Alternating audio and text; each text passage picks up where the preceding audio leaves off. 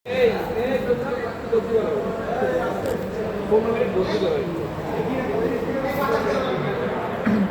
Oven fabric কয় ধরনের হয়? নন ওভেন ফেব্রিক সাধারণত 3 ধরনের হয়। কয় ধরনের হয়?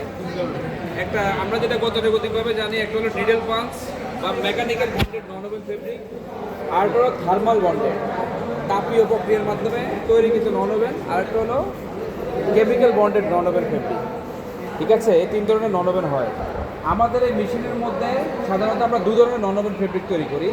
একটা হলো থার্মাল বন্ডেড, আর একটা হলো মেকানিক্যাল বন্ডেড অথবা needle punch non woven fabric. ঠিক আছে, কয় ধরনের ফেব্রিক তৈরি করি? 2 ধরনের। আমাদের এখানে ডেলিভারি হেড 2টা, একটা দিয়ে ডেলিভারি হয় thermal bonded non woven fabric, আরটা দিয়ে ডেলিভারি হয় নিডল পাঞ্চ অথবা mechanical bonded non woven fabric. আচ্ছা, mechanical bonded non woven fabric, needle punch non woven fabric আছে কি? আসসালামু আলাইকুম ওয়া রাহমাতুল্লাহ।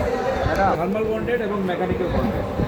থার্মাল বন্ডেড যেটা সেটা এদিক দিয়ে ডেলিভারি হয়, মেকানিক্যাল বন্ডেড যেটা ডেলিভারি হেডে আমাদের ওই পাশ দিয়ে ডেলিভারি হয়। আমরা ক্রমান্বয়ে মেশিনগুলোতে যাব।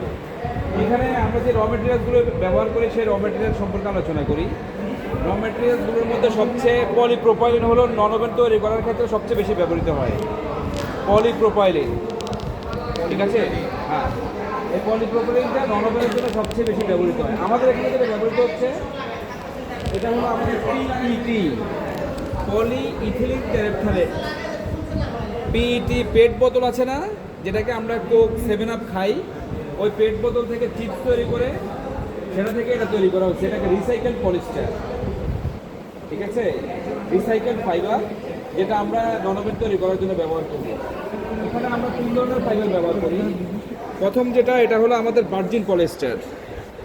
এটা হলো ভার্জিন পলিস্টার, এটাকে আমরা বলি LMF, লো মেল্ট ফিলামেন্ট। লো মেল্ট ফিলামেন্ট এটা সাধারণত 30 ডিগ্রি টেম্পারেচারে মেল্ট হয়ে যায়।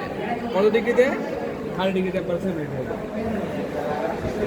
আমাদের এখানে তৈরিকৃত নিডল পাঞ্চ ফেব্রিক, এটা সাধারণত আমরা ব্যবহার করি ব্লেজার আছে, ব্লেজারের ফেডিংয়ে ব্যবহার করতে পারি, জিও টেক্সটাইল হিসেবে ব্যবহার করতে পারি, বিভিন্ন কার্পেট হিসেবে, আরও অনেক অ্যাপ্লিকেশন আছে এটা। ঠিক আছে, এটা হলো আমাদের এখানে তৈরিকৃত নিডল পাঞ্চ বা mechanical bonded non woven fabric. আর এটা হলো আমাদের এখানে তৈরিকৃত thermal bonded non woven fabric. এই থার্মাল বন্ডেড নন ওভেন ফেব্রিকটার অ্যাপ্লিকেশন হলো আমরা যে ম্যাট্রেস ব্যবহার করি, ম্যাট্রেসের টপার আছে না, ও টপার তৈরি করার ক্ষেত্রে, অথবা কম্পিউটার তৈরি করার ক্ষেত্রে, অথবা কুইল্ট জ্যাকেট দেখছো কখনো? কুইল্ট, শীত প্রধান যে দেশগুলো যেখানে মাইনাস টেম্পারেচার, সেখানে যে জ্যাকেটগুলো পরে কুইল্ট। কুইল্ট শব্দের অর্থ কি? লেপ। লেপকে ইংলিশে কুইল্ট বলে। লেপের সেলাই যেরকম, এরকম সেলাইযুক্ত কালো কালো কাপড়ের এরকম দেখবা যে অনেক মোটা মোটা মাইনাস টেম্পারেচার যেখানে আসে সেখানে এই ধরনের জ্যাকেটগুলো পরা হয়, এটাকে বলা হয় কুইল্ট জ্যাকেট। ক্লিয়ার? তাহলে থার্মাল বন্ডেড এটা, আর মেকানিক্যাল বন্ডেড এটা। আমরা সাধারণত 3 ধরনের ফাইবার এখানে ব্যবহার করি। এটা হলো আমাদের ভার্জিন পলিস্টার, এটার অপর নাম কি? LMF, লো মেল্ট ফিলামেন্ট। আর এটা হলো PET 7 ডেনিয়ার, PET 7 ডেনিয়ার। আর এটা হলো PET 15 ডেনিয়ার। তাহলে এটা 7 ডেনিয়ারের, এটা 15 ডেনিয়ারের। আমরা জানি ডেনিয়ার সিস্টেমে কাউন্ট যত বাড়ে তত কোর্সার হয়, কাউন্ট যত কমে তত ফাইনাল হয়। ঠিক আছে, তাহলে এটার তুলনায় এটা অনেক কোর্সার। ওকে, এখানে আমরা যখন thermal bonded non woven fabric তৈরি করব তখন LMF এর পরিমাণ বেশি দিব, যেহেতু আমরা এখানে থার্মালি বন্ড ক্রিয়েট করতেছি। এখানে LMF দিলে এটা মেল্ট হয়ে যাবে, মেল্ট হয়ে গিয়ে ভিতরে ইন্টারনাল বন্ড ক্রিয়েট করবে, যার জন্যে যখন থার্মাল বন্ডেড ফেব্রিক তৈরি করতে চাই তখন LMF এর পরিমাণ বেশি দেয়, বাকি দুটোর পরিমাণ কম দেয়। আর এটার মধ্যে দেখো কিছু ফোম লাইক ক্যারেক্টার আছে, চাপ দিলে দেবে যায়, আবার ছেড়ে দিলে ফোমের মতো কিছু ক্যারেক্টার। সেই ক্ষেত্রে আমরা LMF বেশি দিব এবং লো মেল্ট ফিলামেন্টের পাশাপাশি 15 ডেনিয়ারের যে পলিস্টার PETটা আছে সেটার পরিমাণ বেশি দেবো, কারণ ওটা ডেনিয়ার বেশি, ওটা ব্যবহার করলে এটার মধ্যে ফোম লাইক ক্যারেক্টার বেশি ডেভেলপ করবে। বুঝতে পারছি? আর যদি থার্মাল বন্ডেড নিডল পাঞ্চ ব্যবহার করি তাহলে কিন্তু রেশিও মোটামুটি কাছাকাছি থাকে। তাহলে নিডল পাঞ্চ ফেব্রিক তৈরি করার ক্ষেত্রে LMF এর কাজ কি? আমরা এখানে একটা প্রসেস করি যেটাকে বলা হয় ক্যালেন্ডারিং। ক্যালেন্ডারিং করার সময় এখানে যে প্রজেক্টিং ফাইবার বা হেয়ারনেস থাকে ফেব্রিকের মধ্যে, ক্যালেন্ডারিং করলে আমাদের ক্যালেন্ডার রোলারের যে সারফেস হিট তা দ্বারা ফাইবারগুলো মেল্ট হয়ে সারফেসের মধ্যে একটা স্মুথ ফিনিশ দেয়, যার জন্য আমরা নিডল পাঞ্চ ফেব্রিক তৈরি করার ক্ষেত্রেও এলএমএফ ব্যবহার করি। কিসের জন্যে? ভালো সারফেস বা ভালো আউটলুক পাওয়ার জন্য। আর ওখানে ব্যবহার করার কী জন্যে? মেল্ট হয়ে বন্ড ক্রিয়েট করার জন্য। বুঝতে পারছি? এটা হলো আমাদের ফিড ল্যাটিস, এটাকে আমরা ওয়েইং কনভেয়ার বলি। পরিমাপ করে না, ওয়েইং স্কেল বলি না, এটা হলো ওয়েইং কনভেয়ার। এই কনভেয়ারের চারপাশে 4টা সেন্সর আছে। এখানে যখন আমরা 25 কেজি র মেটেরিয়ালস দিই, তখন একটা করে র মেটেরিয়াল দেওয়ার সময় এখানে ডিজিটাল স্কেলের মধ্যে সেটা দেখায়। যেমন আমি 25 কেজি যদি একটা ব্যাচ তৈরি করি, সেখানে যদি এলএমএফ 5 কেজি দেই, এটা দেই 7 KG, rest of balance 25 KG হওয়ার জন্য এটা দেই। তখন এভাবে দেওয়ার ক্ষেত্রে আমার এখানে স্কেলের মধ্যে দেখাবে, যার ফলে আমি প্রপারলি রেশিও মেনটেন করে এখানে দিতে পারি। এটা ওয়েইং স্কেল, যেটার মধ্যে কনভে করবে প্লাস আমার পরিমাপ করার ব্যাপার সুবিধাটা আছে। ঠিক আছে? তাহলে বুঝছি এটার নিচে কিন্তু কনভেয়ার আছে, যেটা কনভে করে সামনে নিয়ে যাবে, এবং তার পাশাপাশি আমার এখানে পরিমাপও নিতে পারবে প্রত্যেকের র মেটেরিয়ালসের রেশিও অনুযায়ী ব্লেন্ডিং করার জন্য। ঠিক আছে? এরপরে সামনে যেটা আছে সেটা হলো বিটার। তাকিয়ে দেখো এদিকে নিচ দিয়ে বিটার দেখা যাচ্ছে। বিটারের মধ্যে স্পাইক দেখা যাচ্ছে না? এই স্পাইকগুলো যখন এই কনভেয়ার বেল্ট কনভে করে এটাকে সামনে দিয়ে যাবে, তখন এটাকে বিটিং করবে। এই বিটিংগুলো কি করবে? বিটিং করে ফাইবারগুলোকে, এখানে আসলে ফাইবারগুলোকে ইন্টিগ্রেশন করবে না, এগুলো তো আমরা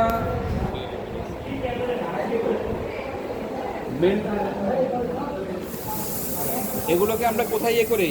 বেল্ট তৈরি করি না? বেল্ট তৈরি করি। তো বেল্ট তৈরি করার সময় যখন ফাইবারের বেল্ট তৈরি করি, তখন কিন্তু খুব প্রেসারে এই বেল্টটা তৈরি করা হয়, যার জন্য ফাইবারগুলোকে এভাবে যে টাপগুলো আছে, টাপগুলোকে ওপেন করার কাজ করবে আমাদের এখানে বিটার। তাহলে ফাইবারের টাপগুলোকে ওপেন করার কাজ করবে কে? বিটার। এই বিটারটা প্রপারলি ফাইবারের টাপগুলোকে বিটিং করে ওপেন করার পর সে কনভেয়ার বেল্টের মধ্যে দিবে। এই কনভেয়ার বেল্টটা ক্রমান্বয়ে সামনের স্টেপের মধ্যে নিয়ে যাবে। সামনে যায়, চলো।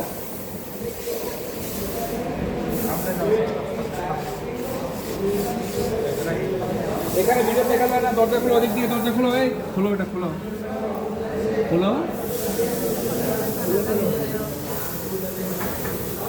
এবারটা খোলো। ঘুরাচ্ছ কেন? টান দাও। ঘুরাচ্ছ কেন? টান দাও জিনিস, ঘুরাচ্ছ কেন? এই যে এখান থেকে এদিকে খেয়াল করো সবাই, আমি বলতে দিই এখান থেকে, তোমরা সামনে দিকে দেখো। দেখা যাচ্ছে? এটা দেখা যাচ্ছে? সবাই খেয়াল করে শোনো। এখানে কনভেয়ার বেল্টটি সামনে আসলো, তারপরে সামনে থেকে কনভেয়ার বেল্টের মধ্যে পড়ে গেছে। সেকেন্ড কনভেয়ার বেল্টের সামনে একটা স্পাইক, সবাই একে একে মাথা ধরে কালিবার টাইম শেষ হয়ে গেল। সামনে লাইন কনভেয়ার, হ্যালো স্পাইক আছে ওই কনভেয়ারের মধ্যে, স্টোরি দিব, ছবি দাও। দেখছি সবাই? দেখো কেন? যারা দেখছো তারা উপরে দেখা সুযোগ করে দাও। আমাদেরকে যাও আগে নামতে দিন।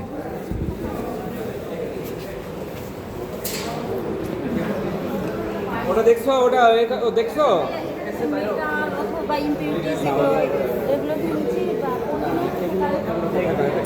সামনে ম্যাগনেট আছে, জাস্ট ম্যাগনেট আছে, ওটাকে যাওয়ার সময় সামনে আসো, সামনে আসো, তারপরে আলাদা করা। হ্যাঁ, তারগুলোকে আলাদা ওপেন করা।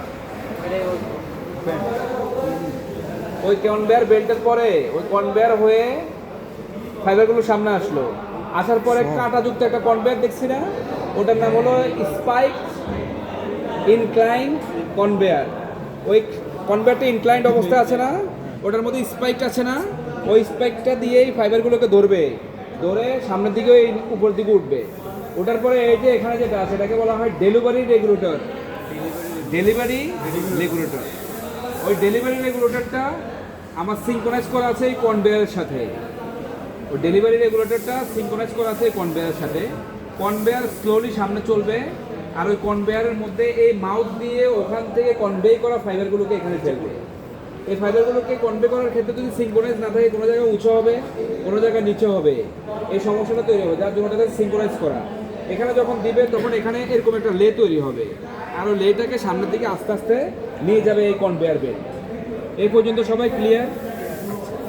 এখানে যেটা আছে এটার নাম হলো wooden press roller. Wooden press roller. ওই ফাইবারগুলোকে যখন আমরা বিট করলাম তখন ফাইবারগুলো ফ্লাফি হয়ে গেছে, ফুলে গেছে না?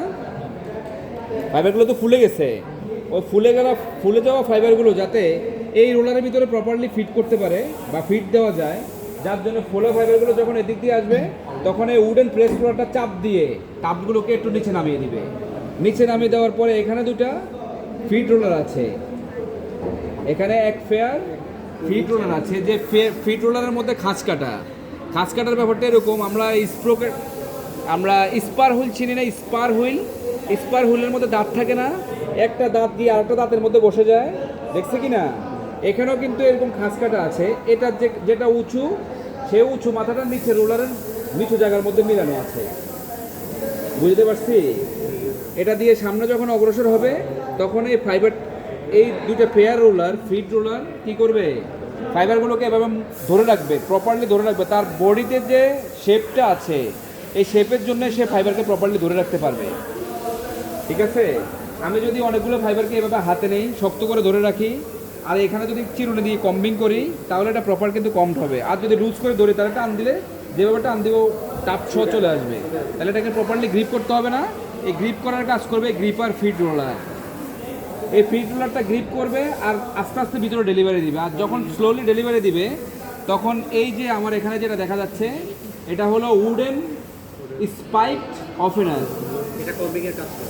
উডেন স্পাইকড ওপেনার, এটা কম্বিংয়ের কাজ করে। কিসের কাজ করে? কম্বিংয়ের কাজ করে। আর এই উডেন স্পাইক কনভেয়ার এই রোলার যেটা, এটার মধ্যে উড ব্যবহার করার কারণ হলো আমরা এখানে যেহেতু পলিস্টার, পলিপ্রোপিলিন, তারপরে এই ধরনের ফাইবার ইউজ করি, সেক্ষেত্রে এভাবে কম্বিং করার সময় স্ট্যাটিক ইলেকট্রিসিটি প্রডিউস হওয়ার সম্ভাবনা আছে। সেই জিনিসটা রোধ করার জন্য এখানে উড ব্যবহার করছি, ঠিক আছে? ক্লিয়ার সবাই? এই জায়গার মধ্যে ফাইবার ওপেন হয়ে যাবে।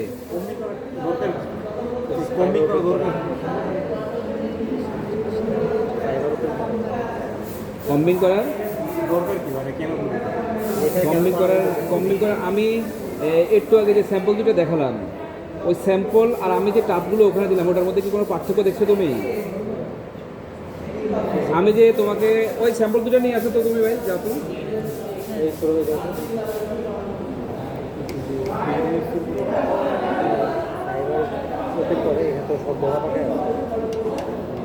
সাধারণত আমরা সকালে যখন ঘুম থেকে উঠি, ঘুম করে চুল কেন কম্বিং করি? সুন্দর দেখানোর জন্য না। 2-3 দিন কম্বিং করো না, দেখবে চুলের মধ্যে জট লেগে যাবে। এই যে দেখো ফাইবারগুলো একেবারে প্রপারলি ওরিয়েন্টেড না, এখানে একেবারে সোজা সমান্তরাল না, এখানেও অলসো। তাহলে ফাইবারগুলোকে যদি এরকম টাফট অবস্থায় যদি নরমাল ফেব্রিক তৈরি করতাম, এরকম অ্যাপিয়ারেন্স আসতো? ফাইবারগুলোকে ইন্ডিভিজুয়াল করার পাশাপাশি এর মধ্যে যদি কোনো ইম্পিউরিটিস থাকে সেটা রিমুভ করার জন্য কিছু ইম্পিউরিটিস আছে এটার ভিতরে, টাপটের ভিতরে রয়ে গেছে, সেটাকে যদি ওপেন না করে তাহলে টাপটের ভিতর থেকে বের হবে না। তো সেই জন্য বের করার জন্য ইম্পিউরিটিসটাকে এখানে কম্বিং করি, স্ট্রেট করি, এর মধ্যে অন্যান্য যে সকল ব্যাপারগুলো ইম্পিউরিটিসগুলো আছে সেগুলো রিমুভ করি। এটাই হলো আমাদের কম্বিংয়ের উদ্দেশ্য। তাহলে বুঝছি এটা কম্বিং করার পরে এই যে ফিট রোলার, তার তুলনায় আমার কম্বিং করার জন্য যে রোলারটা, তার রেশিও হলো 75% বেশি। এটা যে পরিমাণ ডেলিভারি করতেছে তার চেয়ে 75% বেশি পরিমাণ এটা ঘুরে। এটা রেশিও কমানো এবং বাড়ানো যায়, বুঝতে পারছি? ক্লিয়ার সবাই? বুঝছো সবাই? তাহলে এটা এই জায়গার মধ্যে আমার ফাইবারটা ওপেনিং হচ্ছে। আরপিএম বেশি হবে কারণ কম্বিং করার জন্য এই যেভাবে ডেলিভারি দিচ্ছে ও যদি সেই অনুযায়ী যদি সিঙ্ক্রোনাইজ হয়ে যায় তাহলে ফাইবারের দিকে দিলে ও তো কম্বিং করার জন্য ওরকম সময় পাবে না, যার জন্য কী হবে ফাইবারগুলো টাপতে থেকে যাবে। এখন তুমি মাথা শোনার সময় যদি মাথা একবার এদিক নাড়ো একবার এদিক নাড়ো তাহলে কম্বিং হবে? মাথাকে স্ট্রেট রাখতে হবে, তারপর আস্তে আস্তে টান দিয়ে কম্বিং করবে। দেখি সরো এদিকে। আচ্ছা, সেন্ট্রিফিউগাল ফোর্স সম্পর্কে সবার আইডিয়া আছে? আমরা কোন ডিপার্টমেন্ট? সেন্ট্রিফিউগাল ফোর্স জানো? সেন্ট্রিফিউগাল ফোর্স কোথায় হয়? কোন পাম্পে হয়? সাবমার্সিবল পাম্প না সেন্ট্রিফিউগাল পাম্পে? সেন্ট্রিফিউগাল পাম্পে হয়। আচ্ছা, সেন্ট্রিফিউজ এই যে এখানে যেটা দেখা যাচ্ছে, এখান থেকে ওপেন হওয়া ফাইবারগুলো এই জায়গার মধ্যে যে ডেলিভারি মাউথ যেটা আছে, এটাকে এখানে সেন্ট্রিফিউগাল ফোর্স ক্রিয়েট করার জন্য এখানে একটা মোটর আছে, আর এই মোটরের মধ্যে পাখা লাগানো আছে। এখানে এটার ভিতরে পাখা আছে। এই পাখাটা খুব স্পিডে ঘুরবে এই মোটরের সহায়তায়, আর এদিক থেকে সেন্ট্রিফিউগাল ফোর্স ক্রিয়েট হবে। ওখান থেকে ওপেন হওয়া ফাইবারগুলো সেন্ট্রিফিউগাল ফোর্সের মাধ্যমে, পানি যেরকম সেন্ট্রিফিউগাল ফোর্সের মাধ্যমে ওদিক থেকে টান দিয়ে নিয়ে যায়, এটাও ঠিক একই রীতিতে খুব স্পিডে ঘুরবে। এখানে সেন্ট্রিফিউগাল ফোর্স ক্রিয়েট হবে বাতাসের মাধ্যমে, যার ফলে ফাইবারগুলো ওপেন হওয়া ফাইবারগুলো এই পাইপের ভিতর দিয়ে সরাসরি ওখানে চলে যাবে। দেখছো এই যে প্রথম যে বক্সটা, এটাকে বলা হয় fibre reserve cabinet. Fibre reserve cabinet. আর এটার বডির মধ্যে কিন্তু পারফোরেটেড আছে। দেখো এই যে এখানে ছিদ্র আছে না, দেখা যাচ্ছে? যে বাতাসগুলোর সাথে ফাইবারগুলো আসবে, সেই বাতাসগুলো বের হয়ে যাবে, ফাইবারগুলো ভিতরে জমা থাকবে, কারণ ফাইবারগুলো এই ছিদ্র দিয়ে বের হতে পারবে না। বুঝছো? এই পাশে আসো।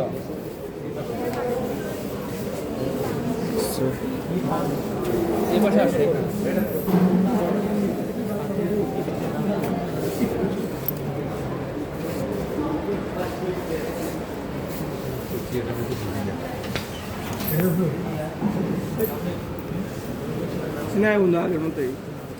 এই দ্রুত আসো না এদিকে, বাকিরা কি করো ওখানে? এটা হলো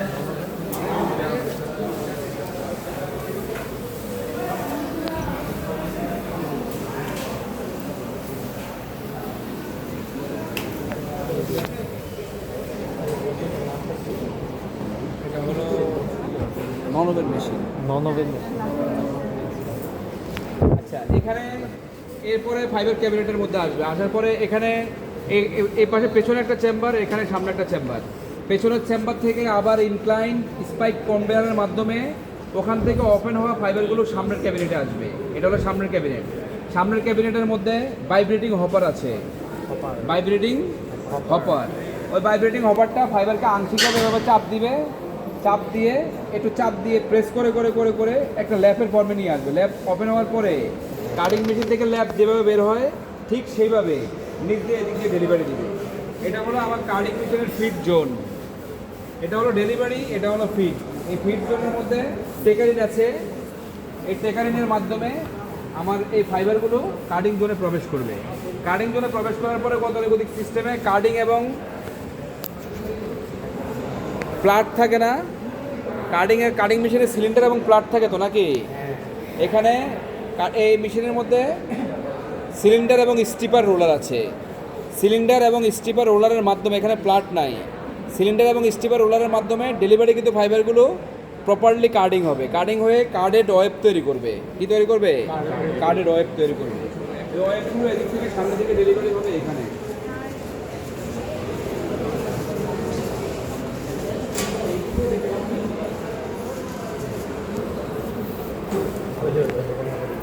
এখানে ডেলিভারি জোন দুইটা। এখানে ডেলিভারি জোন দুইটা। এটা হলো আপার, এটা হলো আপার জোন, এটা হলো বটম, এটা হলো টপ জোন, এটা হলো বটম জোন। এই টপ জোন থেকে একটা ওয়েব এখানে আসবে এবং বটম জোন থেকে একটা ওয়েব এখানে আসবে। ওয়েবগুলো দেখতে এরকম। এই যে ওয়েব দেখা যাচ্ছে,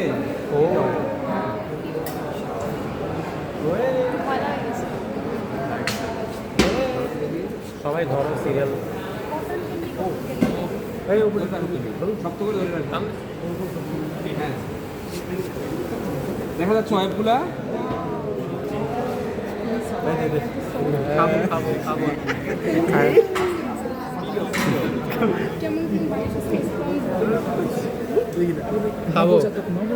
খাবো এই যে আচ্ছা, এখানে যে ওয়েবগুলো ডেলিভারি হচ্ছে, পার্সিয়ান ক্যাট। এই যে এখানে ইনক্লাইন কনভেয়ার আছে। এই ইনক্লাইন কনভেয়ার দিয়ে চলে আসবে এখানে। এটাকে বলা হয় ক্রস স্ল্যাপার। এটার নাম কি? ক্রস স্ল্যাপার। এই ক্রস স্ল্যাপারটার নিচে যে উডেন কনভেয়ার আছে, সেই উডেন কনভেয়ারের মধ্যে আমার এরকম লে তৈরি করবে। এখানে গিয়ে এবং এখানে গিয়ে এরকম লে তৈরি হবে, একটার পরে একটা, একটার পরে একটা, এভাবে লে তৈরি হবে। আমি যদি ডেলিভারির সাপেক্ষে উডেন কনভেয়ারের স্পিড কমিয়ে দেই তাহলে লেয়ার বেশি হবে, আর যদি স্পিড বাড়িয়ে দিই তাহলে লেয়ার কম হবে। তার মানে আমি কতটুকু থিকনেস বিশিষ্ট ফেব্রিক তৈরি করতে চাচ্ছি সেটা এখানে স্পিড নিয়ন্ত্রণ করার মধ্য দিয়ে করতে পারি। কথা বলো না, এই কথা বলো না। স্পিড বাড়ালে কি হবে? আমার এখান থেকে ওয়েবগুলো ক্রস স্ল্যাপার হয়ে উডেন কনভেয়ারে যাচ্ছে, যাচ্ছে না? এই উডেন কনভেয়ারের মধ্যে ফাইবার আছে, দেখো এখানে আর দেওয়া আছে ফাইবারগুলো, ওয়েবগুলো দেওয়া আছে। ওয়েবগুলো একটা নির্দিষ্ট প্যারামিটারে ক্রস স্ল্যাপার হয়ে উডেন কনভেয়ারের মধ্যে স্প্রেড হবে। আর স্প্রেডকৃত কনভেয়ার যেটা স্প্রেড করবো কনভেয়ারের মধ্যে, সেটার স্পিড যদি বাড়িয়ে দেই তাহলে কি হবে, এভাবে লেয়ার তৈরি করার ক্ষেত্রে সময় কম পাবে, যার জন্য কম লেয়ার বিশিষ্ট ফেব্রিক তৈরি করার জন্য আমার র মেটেরিয়ালস প্রস্তুত হবে। আর যদি আমি একটু সময় বেশি দেই, উডেন কনভেয়ারের স্পিড কমিয়ে দিই, তাহলে তার মধ্যে বেশি পরিমাণে লেয়ার দেওয়ার জন্য ক্রস স্ল্যাপার সময় পাবে। Thickness বাড়বে। তার মানে আমি যদি বেশি উইথের ফেব্রিক তৈরি করতে চাই, স্পিড কমাতে হবে, বেশি উইথ না, বেশি ডায়া বা বেশি থিকনেসের, থিকনেস আর কি। বেশি থিকনেস যদি তৈরি করতে চাই তাহলে কনভেয়ার বেল্টের স্পিড কমিয়ে দিব, আর যদি থিকনেস কম করতে চাই তাহলে কনভেয়ার স্পিড বাড়িয়ে দিব। এইভাবে আমি কনভেয়ারের মধ্যে ক্রস লেপার দ্বারা লেদ কম বেশি করে ফেব্রিকের থিকনেস কম এবং বেশি করতে পারি। বুঝতে পারছি? যদি আমি থার্মাল বন্ডেড ননওমেন ফেব্রিক তৈরি করতে চাই তাহলে এদিকে পাস করব, আর যদি আমি নিডল পাঞ্চ ফেব্রিক তৈরি করতে চাই তাহলে এদিকে পাস করব। আমরা আগে নিডল পাঞ্চটা দেখে আসি।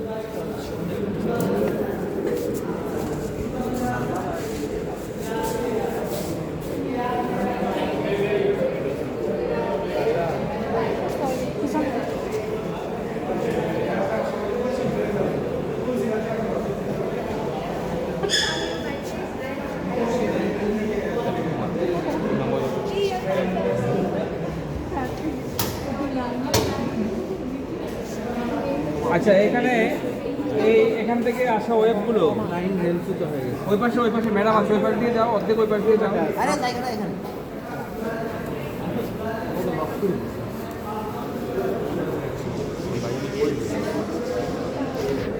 মানে পুরা নন-ওভেন ফ্যাব্রিক এখান থেকে- তৈরি হয়ে বের হয়। যে ওয়েবগুলো আমি ক্রস লেপার দিয়ে কনভেয়ারের মধ্যে স্প্রেড করালাম বা লে তৈরি করলাম, ওটাকে বলা হয় বাট। ওটাকে কি বলা হয়? বাট বলা হয়। ওই বাটটা লেয়ারের উপর ভিত্তি করে আমি থিকনেস কতটুকু দিব সেটা কিন্তু ওখান থেকে নিয়ন্ত্রণ করতে পারি। আমরা একটু আগে বলছি যে কনভেয়ারের স্পিড যদি কম থাকে তাহলে বেশি লে স্প্রেড করার জন্য ক্রস লেপার সময় পাবে, ফেব্রিকের থিকনেস বাড়বে। আর যদি কনভেয়ার স্পিড বাড়িয়ে দেই তাহলে ক্রস লেপার লে কম দিতে পারবে, থিকনেস কমবে। থিকনেস কম অথবা বেশি আমি সিদ্ধান্ত নেওয়ার পরে আমি কনভেয়ার বেল্ট দিয়ে সামনে এটাকে ডেলিভারি করব, বাটটাকে সামনে ডেলিভারি করব। ওখানে স্প্রেড করার পরে বাটগুলো একটু ফ্লাফি হবে, কারণ ওটা ওপেন অবস্থায় আসছে। এটাকে এই যে সিলিন্ডার আছে এটাকে বলা হয় pressing cylinder, but pressing cylinder. এই বাট প্রেসিং সিলিন্ডার দ্বারা হালকা প্রেস করে আমি এই কনভেয়ারের মধ্যে ডেলিভারি করব। এই কনভেয়ারের মধ্যে যখন বাটগুলো এভাবে আসবে তখন এটা হলো pre needle punching machine feed roller, অথবা আমরা প্রি ফিড রোলার বলি। এই ফিড রোলারটা এই ওয়েবটাকে বা বাটটাকে আবার এখানে নিডল যে পাঞ্চ হচ্ছে সেই পাঞ্চ জোনের মধ্যে প্রেস করবে। এখানে স্টিপার প্লেট আছে, দুটি স্টিপার প্লেট আছে, দুটি স্টিপার প্লেটের ভিতর দিয়ে আমার এই বাটটা রান করবে। আর নিডল পাঞ্চিং করার জন্যে আমাদের এখানে নিডলের বেড আছে, সেটা কন্টিনিউয়াসলি উপর থেকে নিচ পর্যন্ত পাঞ্চ করবে। দেখো এখানে নিডল পাঞ্চিং হচ্ছে, এই যে দেখা যাচ্ছে, এটা হলো নিডল পাঞ্চিং এর বেড। এদিকে তাকাও, নিডল দেখা যাবে, সবাই দেখো এদিকে। অর্ধেক আমার সাথে আসো, যাও। ওই পাশ খোলো। এই যে এখানে নিচ দিয়ে নিডল দেখা যাচ্ছে। এটা এটা এটা এবং এটা হলো স্টিপার প্লেট, এটা এবং এটা স্টিপার প্লেট, এটা হলো নিডল বোর্ড। এই নিডল বোর্ডটাই পাঞ্চ করে, বুঝছো? স্টিপার প্লেটের ভিতর দিয়ে পেপারটা রান করে। আচ্ছা, এটা উপরে উঠেছে। কি ম্যাডাম? লে হচ্ছে কয়টা লেয়ার, মানে কয়টা লেয়ার একসাথে দেওয়া যাবে এরকম কোনো ফিক্স আমাদের minimum আমরা 10টা দিতে পারবো না 100টা দিতে পারবো। আমরা মিনিমাম তৈরি করছি 4 লেয়ার আর ম্যাক্সিমাম করছি 12 লেয়ার। আর যদি একদম মানে একদম একটা লেয়ার বা দুটো লেয়ার দিয়ে তো নিজের পাঞ্চিং নিডল পাঞ্চে ফেব্রিকের স্ট্রেন্থ ভালো আসে, 4টা থেকে 12টার মধ্যে পাবো। 4টা থেকে 12টার মধ্যে স্ট্যান্ডার্ড আসে আর কি।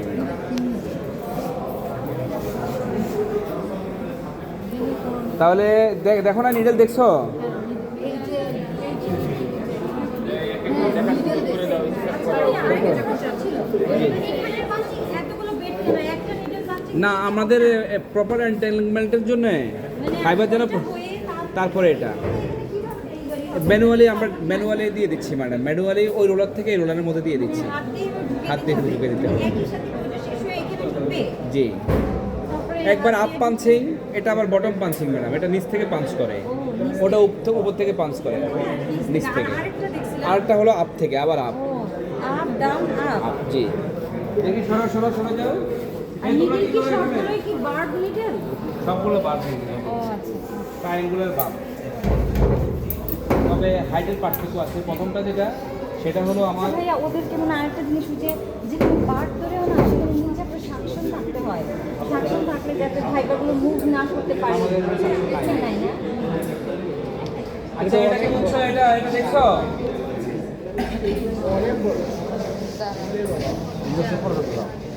আচ্ছা কি একটা তো নিডল বাট গেল, তারপর কি দরকার?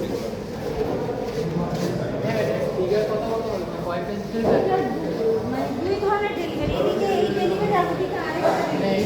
কম্পার্টমেন্ট একটা হলো মানে হিট ড্রেসিং এর আলাদা। সাইবার কিন্তু ভাইয়া এখানে যেহেতু লেখা আছে সার্ভিস ট্রিটমেন্ট, মানে এখানে আপনি ইচ্ছেগুলো অ্যাড্রেসিভও দিতে পারেন হয়তো, দেওয়া যাবে না না? সার্ভিস ট্রিটমেন্ট বলতে কি বোঝাচ্ছে? এই জানতো বলে ক্যালেন্ডারে গেছে।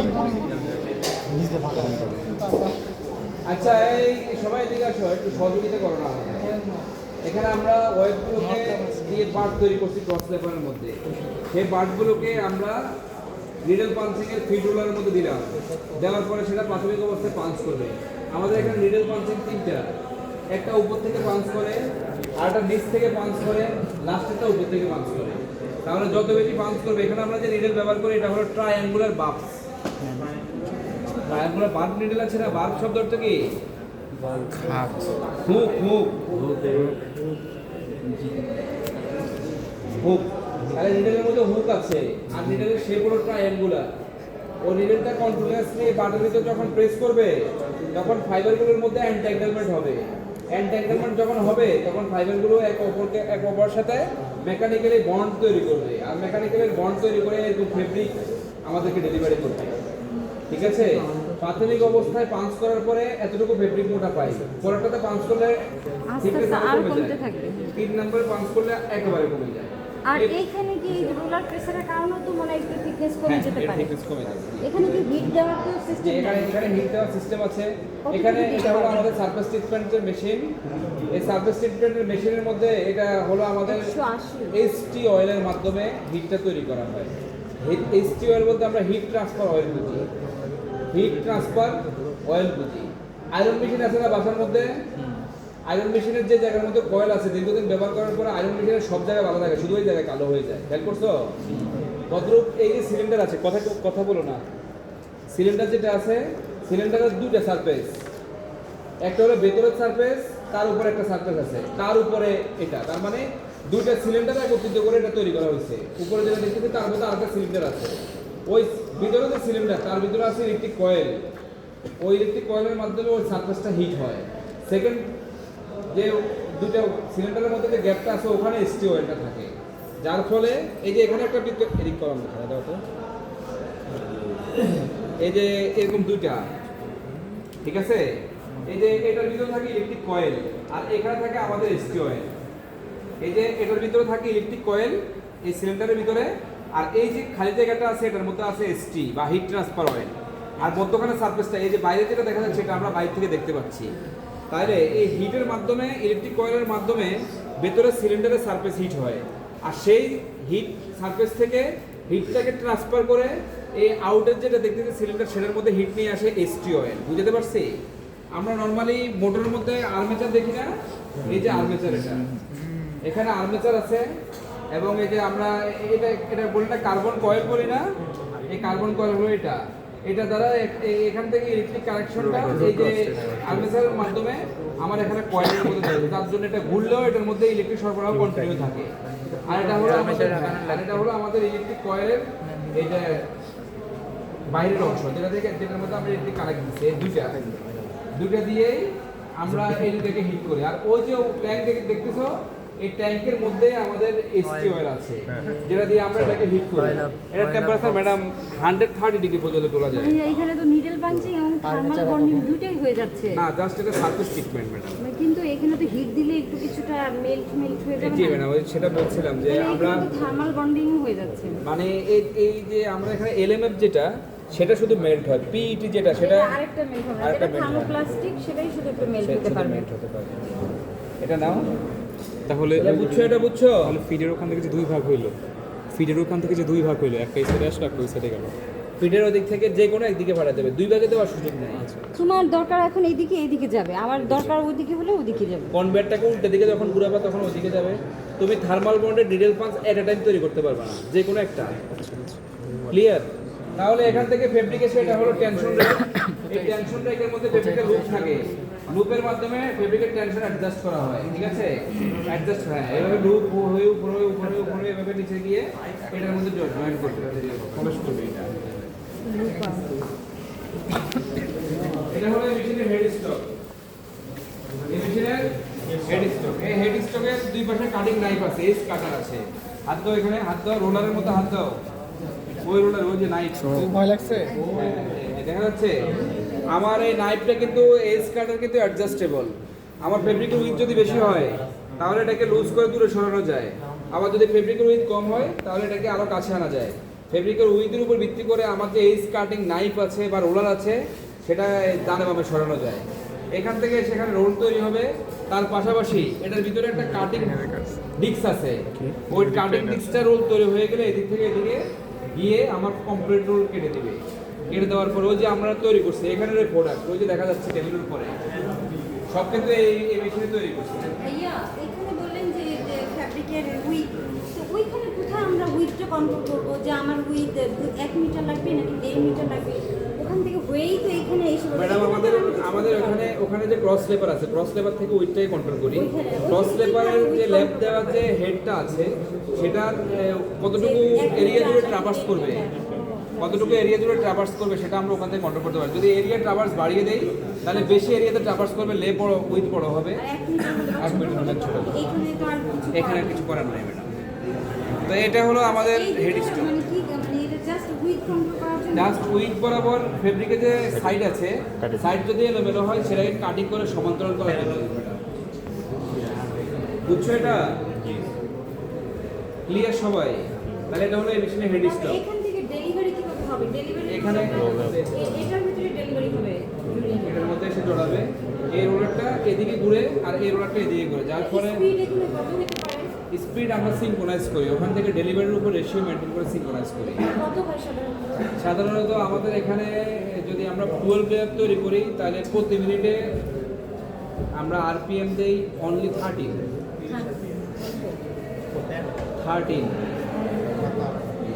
বুঝছো সবাই? তাহলে ওখানে যে বাবা আছে সেটার সাথে রেশিও মেনটেন করে, অতিরিক্ত জোরে ঘুরানো যাবে না, অতিরিক্ত স্লো ঘুরানো যাবে না। তাহলে এখানে নিডল পাঞ্চ হয়ে ফেব্রিকগুলো সার্ফেস আচ্ছা, সেলভেজকে কাটার জন্য এখানে কি কিছু মেল্ট করা হচ্ছে নাকি সরাসরি কাটিং করা হচ্ছে? তার সেলভেজ তো মানে ক্লিয়ার হলে আবার যদি বের হয়ে আসতে পারে, তাই না? না ম্যাডাম, এখানে ওই সেলভেজটা ওরকম হয় না, এরকম সেলভেজ এন্টাঙ্গেলমেন্ট কিন্তু তো জাস্ট এদিক দিয়ে সাইড বরাবর কেটে ফেললে একটু স্মুথ সার্ফেস দেখুন এই চলে আসে। সেলভেজটা এরকম যে কোনো ফাইবার বের হয়ে না, আসে। ফাইবার বের হওয়ার কোনো সুযোগ নেই ম্যাডাম, যেহেতু ফাইবার 3বার এন্টাঙ্গেল হয়েছে ওখানে। ফাইবারগুলো প্রপারলি এন্টাঙ্গেলমেন্ট সেটা টান দিলেও কিন্তু ম্যাডাম ছিড়বে না, এই জন্য পাশ দিয়ে বের হওয়ার কোনো সুযোগ নেই। তাহলে এতটুকু কি বুঝছো সবাই? এটা হলো আমাদের নিডল পাঞ্চিং বা মেকানিক্যাল বন্ডেড কিন্তু ফেব্রিক প্রপারলি রোলিং করার এবং এজ কাটিংয়ের হেড স্টক। এখানে আমরা রোলিং করব এবং এজকে কেটে একটা সুন্দর সারফেস। আচ্ছা, এডসগুলো কাটার পরে যে ওয়েস্টেজগুলো ওগুলো কোথায় দিয়ে চলে যাচ্ছে বা মানে আমরা এমনভাবে এজটাকে কাটি যে সর্বনিম্ন ওয়েস্টেজ, যে একেবারে খুব কাছ দিয়ে কাটি। আচ্ছা, এগুলো কি ওয়েস্টেজগুলো হ্যাঁ, কালেক্ট করা? ওয়েস্টেজগুলো কালেক্ট করা বলতে এখানে এসে রোলের সাথে জড়ায়, আমরা বাড়তি অংশকে ফেলে দিই ওয়েস্টেজ হিসেবে, ওটাকে রিসাইকেল করা হয় না ম্যাডাম। তাহলে এতটুকু বুঝছো? কোন শ্যাপটা? মানে যদি এটা যে আমি জড়াবো, যদি রেডিয়াস বেড়ে যায়, এটা জড়াইতে ফাঁকা বেড়ে যায়, ফাঁকা এটা। এখানের মধ্যে আমি অটোমেটিক রোল কাটিং সেটিং করতে পারি। সেটা হলো আমি যদি এখানে দিই যে 200 মিটার কমপ্লিট হওয়ার পরে মেশিনের রোল অটোমেটিক কেটে যাবে, তখন এখানে 200 মিটার হওয়ার পরে যে কাটিং ব্লেড ডিস্কটা আছে সেটা এই মাথা থেকে ওই মাথায় গিয়ে রোলটাকে কেটে দিবে। এটা এর উপরেই হবে, রোলারটা সাইডে চলে যাবে না। না, সাইডে চলে যাবে। কোয়ালিটি আলাদা ম্যানুয়ালি খুলে এই খুলে দিয়ে আবার রোলারটাকে এখানে রেখে দিব তাৎক্ষণিক। দেখাবো।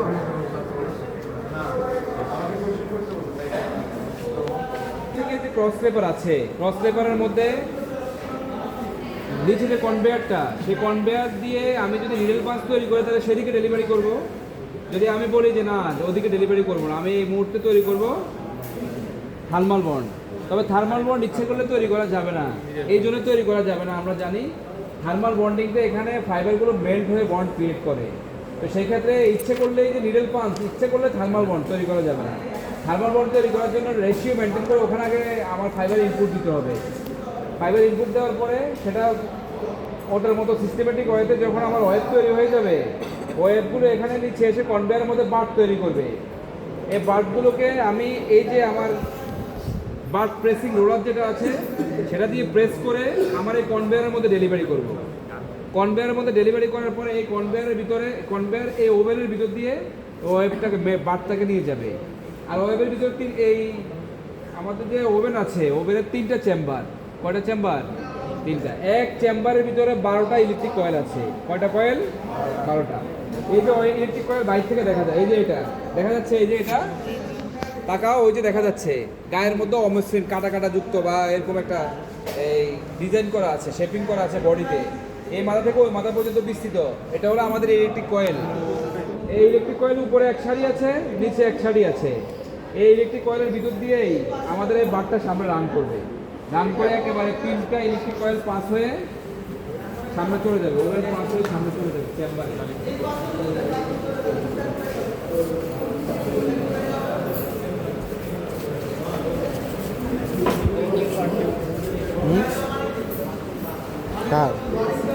অয়েল এই ম্যাডামকে জায়গা দাও।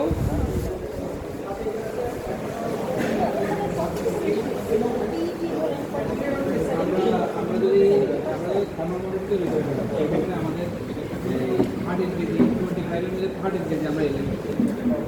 তারপরে 13 কেজি এলিমেন্ট দিই, বাকি 7 কেজি অন্য ফাইবার। আর অন্যান্যগুলো দুটো মিক্স করে বেশি দিই। আমরা এলিমেন্টের মধ্যে থার্মোমিটারের মধ্যে এলিমেন্ট বেশি দিই, ভালো বন্ধ। টেম্পারেচার কত? এখানে টেম্পারেচার এলিমেন্ট মেইনটেইন করার জন্য 80 ডিগ্রি টেম্পারেচার লাগে। আমরা মোটামুটি 80 থেকে 90 ডিগ্রি টেম্পারেচার এলিমেন্ট। এটা মাত্র 4 কেজি। PE 210 PE তো মেইন করবে না, শুধু এলিমেন্ট নেই।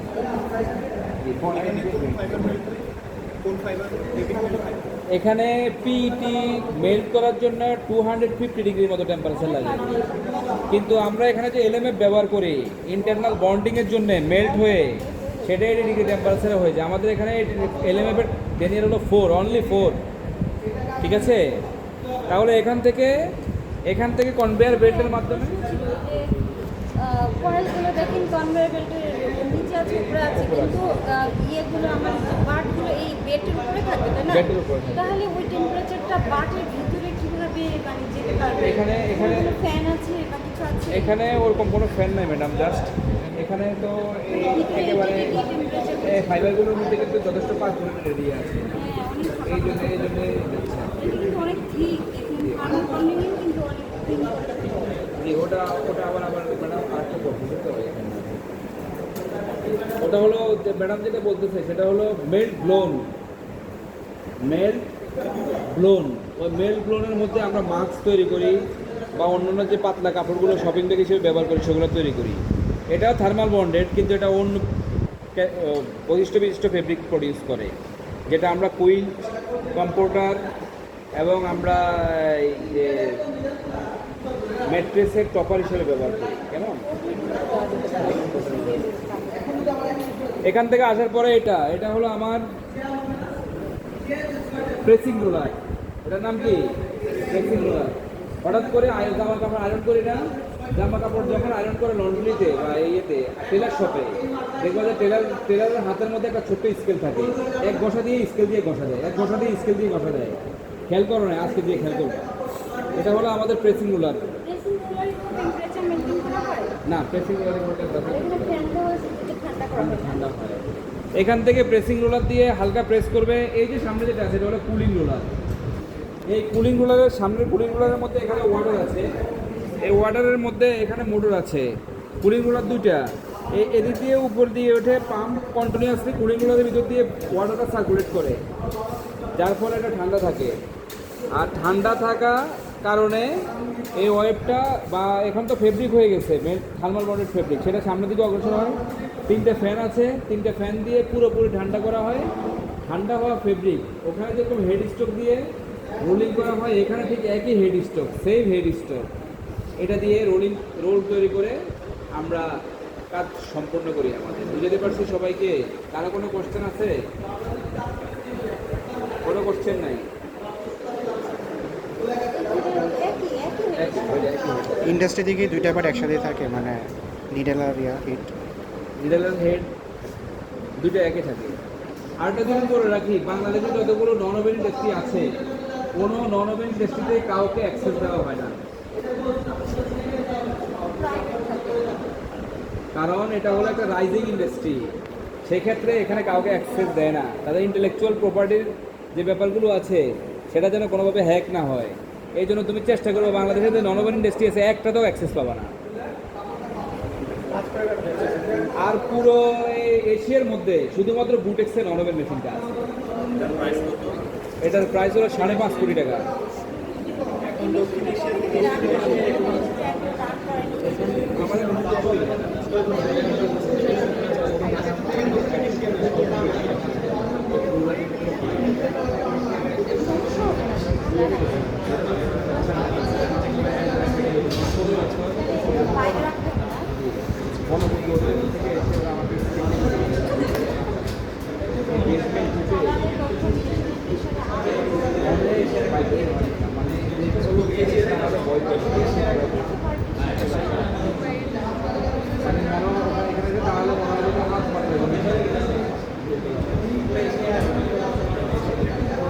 কারো কোনো কোশ্চেন আছে? এটা আমাদের কোর্সে নাই কেন? তোমাদের কোর্সে নাই? তোমাদের এই লেভেলে মানে পরের লেভেলে আছে। পরের লেভেলে আছে। যারা ফেব্রিক নিয়ে স্পেশাল পড়ে, যারা স্পেশাল ফেব্রিক নিয়ে পড়ে তাদের লেভেল 4-2-তে এই মেশিনটা আছে। কিন্তু তোমরা আগে ম্যাডামের সুদৃষ্টির জন্য শিখে ফেলছো। এটা খুব ভালো একটা ব্যাপার।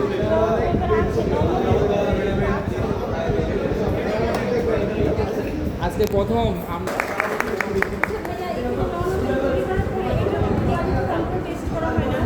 কোয়ালিটি কন্ট্রোল টেস্টের জন্য কোয়ালিটি সেকশন আমরা নিজেরা ওটা করতাম,